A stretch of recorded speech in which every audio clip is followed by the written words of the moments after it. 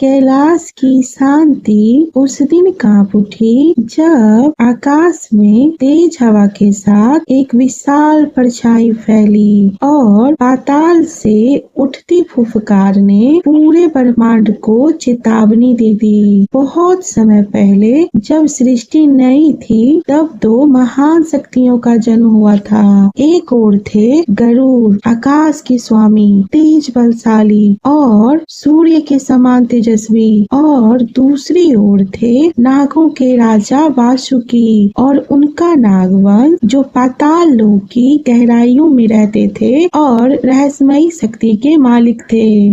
दोनों ही सृष्टि का हिस्सा थे, लेकिन उनके बीच शांति कभी टिक नहीं पाई। कहानी शुरू होती है विनता और कद्रू के पुराने विवाद से। एक शर्त, एक छल और एक अपमान ने दो वंशों के बीच नफरत बो दी। विनता को हार के कारण दासी बनना पड़ा और उसी अपमान की आग में जन्म हुआ गरुड़ का क्रोध। गरुड़ ने अपनी माँ की पीड़ा देखी और उसी क्षण तय किया कि नागों का अहंकार तोड़ना ही मेरा उद्देश्य होगा। उधर नागों ने भी इसे अपने वंश का अपमान मान लिया और प्रतिशोध की शपथ ले ली। समय बीतता गया, गरुड़ ने आकाश की सीमाओं को पार करना सीख लिया। उनके पंखों की हवा से तूफान उठने लगे, उनकी गति सूर्य की किरणें जैसी हो गई। दूसरी तरफ नागलोक में शेष नाग ने ध्यान से अपार शक्ति प्राप्त की। तक्षक नाग ने विष को विनाशकारी बना दिया।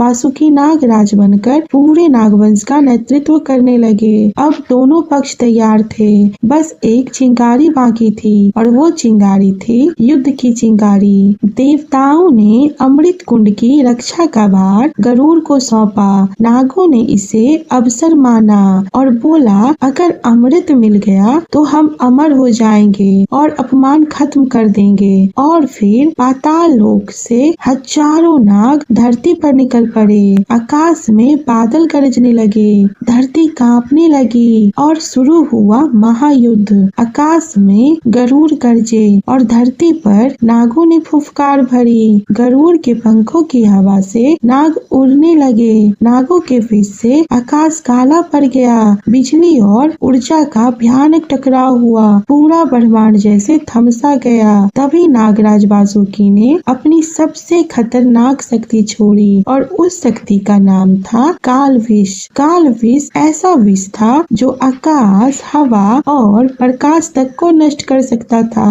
पहली बार गरुड़ पीछे हटे, उनकी शक्ति कमजोर पड़ने लगी और सृष्टि का संतुलन टूटने लगा। तभी आकाश चमका और भगवान विष्णु प्रकट हुए। उन्होंने गंभीर स्वर में कहा, क्रोध से जीत नहीं मिलती, केवल विनाश मिलता है। उनके शब्दों ने युद्ध का प्रभाव रोक दिया। दोनों सेनाएं रुक गई और अचानक सन्नाटा छा गया।